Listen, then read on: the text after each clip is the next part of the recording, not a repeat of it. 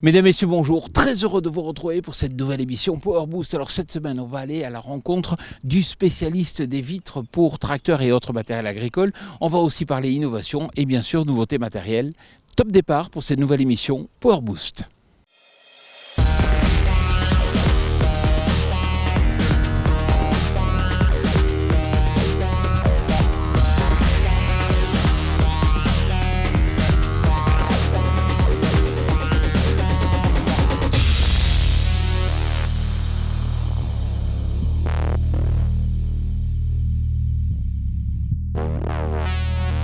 Salut le Power Booster. Alors, avant de vous présenter le sommaire pour cette émission, je souhaitais remercier Adrien d'avoir assuré le Power Boost de la semaine dernière. Même s'il m'a fait un peu passer pour le flemmard de l'équipe, je ne lui en veux pas. Du moins, pas trop. Bon, passons aux choses sérieuses. Voici le sommaire de cette semaine. Nous commencerons cette émission en vous emmenant à côté d'Angers, chez le spécialiste des vitrages et vitres pour matériel et tracteurs agricoles. Ensuite, cap au salon Openfield qui s'est déroulé ce mardi 22 juin, où nous avons découvert un partenariat innovant entre McCormick et Semences de France. Enfin, nous vous parlerons plus en détail du nouveau déchômeur de chez Grégoire Besson. Alors, tenez-vous prêts, mais avant tout, les news. John Deere a décidé de revoir ses automoteurs de pulvérisation Masotti lancés en France en 2020. De petite taille, ils sont dotés de cuves respectivement de 3100 et 3500 litres et de rampes de 24, 28, 30 et désormais 32 ou 33 mètres. La nouveauté 2021 concerne le poste de conduite qui a été modifié avec une cabine John Deere catégorie 4. On peut en être fier, c'est en France que l'on a le spécialiste des vitrages et des vitres pour matériel et tracteurs agricoles. C'est tout près d'Angers.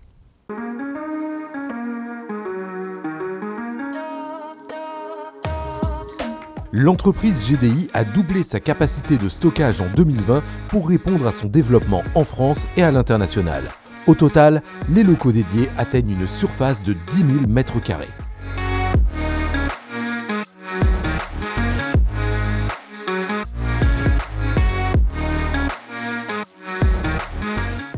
Bonjour Franck. Bonjour Jean-Paul. Qu'est-ce que tu fais ici ? Là, je suis en train de contrôler des vitres sur le gabarit. Donc, ça nous permet de contrôler l'épaisseur, la forme, l'emplacement des trous et la forme pour épouser parfaitement la cabine. Mais pour moi, toutes les vitres sont les mêmes. Non, pas du tout. Il y a 20 ans, les vitres étaient beaucoup plus simples. C'était des formes cylindriques. Maintenant, les vitres, c'est des vitres sphériques qui demandent une précision au millimètre pour assurer une étanchéité parfaite sur le tracteur. Donc nous utilisons une multitude de contrôles, gabarit, mais aussi sur forme en place tracteur. Mais ça se joue au millimètre ? Oui, ça se joue au millimètre. Pour des zones de la vitre comme les charnières, les poignées, il y a aussi les fixations vérins, le millimètre est vraiment important si on veut avoir une étanchéité parfaite. Il y a aussi les normes qui sont très importantes. Donc il existe 3 normes au niveau mondial, le R43 pour l'Europe, le DOT pour l'Amérique et les 3C pour la Chine. Nous, toutes nos vitres ont ces 3 normes, ce qui n'est pas le cas de toutes les vitres vendues actuellement dans le monde. Oui, mais sur le marché, les vitres viennent de partout. Oui, on peut voir des vitres qui viennent de partout, mais nous achetons nos vitres chez les fabricants première montre dans l'Union européenne. Non mais Franck, tu vas pas me faire croire que toutes les vitres sont contrôlées. Si toutes les vitres sont contrôlées à la réception, une par une, pour vérifier la qualité, c'est important pour l'utilisateur. Quand on est agriculteur, quand malheureusement on prend un caillou, toutes les vitres se cassent de la même façon ? Les vitres peuvent casser différemment et peuvent venir blesser l'utilisateur. Donc nous respectons les normes pour que la vitre casse en petits morceaux pour ne pas blesser l'utilisateur. Oui, mais est-ce qu'il y a des astuces de montage ? Oui, il y a des astuces. Les vitres sont de plus en plus compliquées et ont besoin de réglages précis au niveau des poignées et des charnières. Et donc nous apportons cette expertise à nos clients et même des fois nous nous déplaçons chez l'agriculteur avec le monteur pour régler le problème technique. Franck, maintenant on va aller voir justement comment faire pour que la vitre arrive intacte chez votre client. On y va.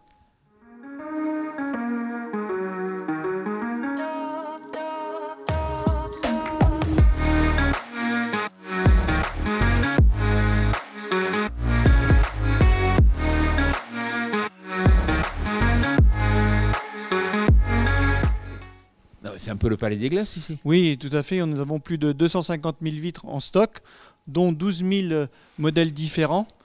L'importance, une vitre qu'on vend une fois dans l'année, nous l'avons en stock. Ce qui est crucial pour l'agriculteur, c'est l'avoir rapidement.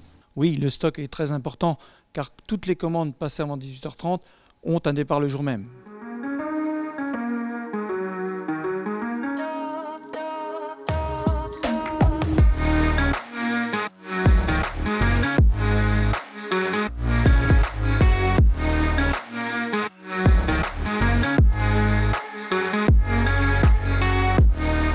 Franck, il fait quoi Mathieu? Mathieu est en train d'emballer des vitres. On a développé un emballage spécifique pour limiter le nombre de casses et nous avons de moins de 0,5% de casses. Il s'agit de vitres de tracteur?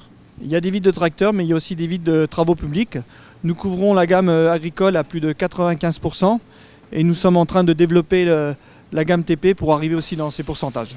Et si un jeune écoute l'émission, il a envie de travailler ici, c'est possible? Oui, c'est possible. Nous embauchons.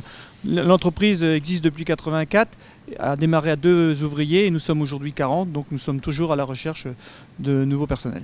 Elles partent où ces vitres? Elles partent dans le monde entier. Pour la France, nous livrons 800 vitres par jour. Nous avons donc sélectionné des transporteurs partenaires qui connaissent bien notre produit pour l'envoi dans la France. Nous livrons aussi sur le monde, donc l'Australie, l'Afrique du Sud, l'Amérique, le Mexique. Merci Franck de nous avoir fait découvrir cette entreprise ici à Beaufort-en-Vallée. Merci. Mardi dernier s'est déroulé un salon un peu particulier, il s'agit d'Openfield et justement nous y avons découvert un partenariat innovant.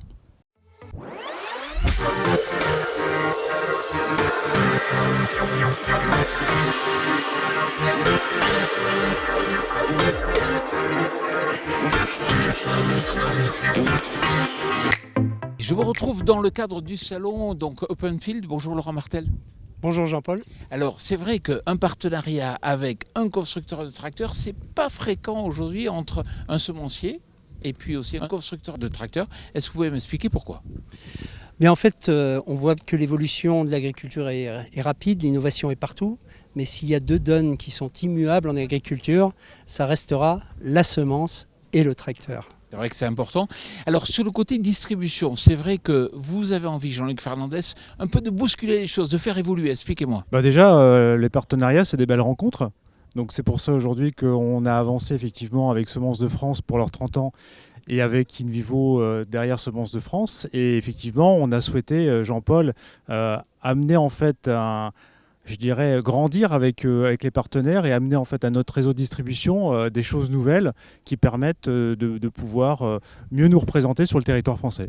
Qu'est-ce qu'il faut revoir? Qu'est-ce qu'il faut améliorer justement là-dessus? Que demandent les concessionnaires? Alors les concessionnaires, ce qu'ils demandent, eux, c'est d'avoir plus de flux. Nous, ce qu'on demande, c'est de pouvoir avoir une meilleure notoriété et une meilleure représentativité. Et aujourd'hui, on l'a pleinement avec InVivo et avec Semences de France. Ce partenariat, donc, il est dans le cadre de ce jeu concours. Est-ce qu'on peut en rappeler un peu les modalités? Bien sûr, donc on fait bénéficier pour les 30 ans de Semences de France à 30 utilisateurs une expérience client de 150 heures sur une durée maximum de 3 mois. Et ce, donc avec le support du réseau McCormick au niveau national. Bon, on peut être très heureux de vous avoir rencontré ici dans le cadre de ce salon. Et bonne continuation. Merci Jean-Paul. Je vous invite à découvrir ce nouveau des chômeurs. Dans la famille Besson, vous avez souvent montré le père et puis il y a aussi le fils, Marc Besson, bonjour. Bonjour. Alors vous êtes au marketing chez Grégoire Besson et c'est vrai que la nouveauté ici sur votre stand c'était l'Occitan. Est-ce que vous nous donnez un peu les caractéristiques? Alors c'est un déchômeur à disque indépendant grande capacité, donc qui va se situer entre la gamme de déchômeurs rapides qu'on a la Normandie et la gamme de cover crop qui est plus lourde. Donc le cahier des charges s'est basé sur les conditions sèches des dernières années l'été, donc avec des sols extrêmement durs. Là il va y avoir une bonne capacité de pénétration, notamment grâce à la sécurité non-stop ressort. Donc qui va permettre une meilleure assise sur terrain sec et travailler dans des conditions extrêmes. Alors quelles sont les dimensions disponibles aujourd'hui? Alors sur la gamme semi-portée, qui est le dernier né de cette gamme, on va avoir 4,20 m, 5,20 m et 6,20 m. Sinon on a la version portée fixe et portière pliable. Ouais, Marc, on va aller beaucoup plus loin dans le futur j'imagine. Oui, le but c'est d'augmenter les largeurs, mais pour l'instant on a le cœur de la gamme ici, donc on se concentre d'abord là-dessus. On verra dans le futur. Et toute dernière question, le prix? Le prix, alors il sera entre 35 et 40 000 €. Bon, merci beaucoup. Merci à vous. Et puis à bientôt. À bientôt.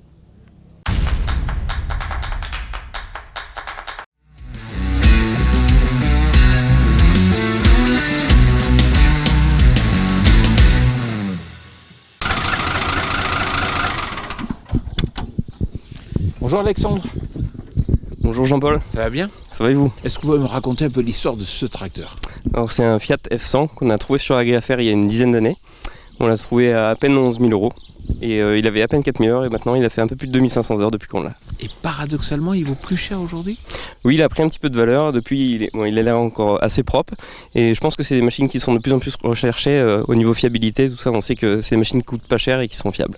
Ça veut dire qu'aujourd'hui, on pourrait peut-être vous l'acheter 15 000 €? Oui, je pense qu'à 15 000 € il peut partir. Il peut partir. Côté moteur, on a quoi sous le capot? On a une centaine de chevaux qui marchent bien, qui sont fiables. D'accord, ça démarre au quart de tour. Ça démarre au quart de tour. Qu'est-ce que vous avez fait comme travaux? On a suivi un petit peu tout ce qui est électrique quand même dessus. On a fait l'embrayage, il y a une 500 ou 1000 heures, et puis après des petites bricoles. Et c'est vous qui vous faites tout? Oui, on essaie de tout faire principalement. D'accord. Et côté confort? Côté confort, c'est assez surprenant, mais ils sont assez confortables, quasiment comme les tracteurs d'aujourd'hui, donc il ne faut pas se plaindre, même s'il n'y a pas de pont suspendu. Bon, merci beaucoup Alexandre. Mais de rien. Voilà, j'espère que cette émission Power Boost vous a plu. Vous savez que vous pouvez retrouver tous les jours des nouvelles vidéos sur notre chaîne YouTube Power Boost. N'hésitez pas à vous abonner. Et puis côté innovation, il faut aller consulter notre média partenaire Agriculture et Nouvelles Technologies. Je vous souhaite une excellente semaine.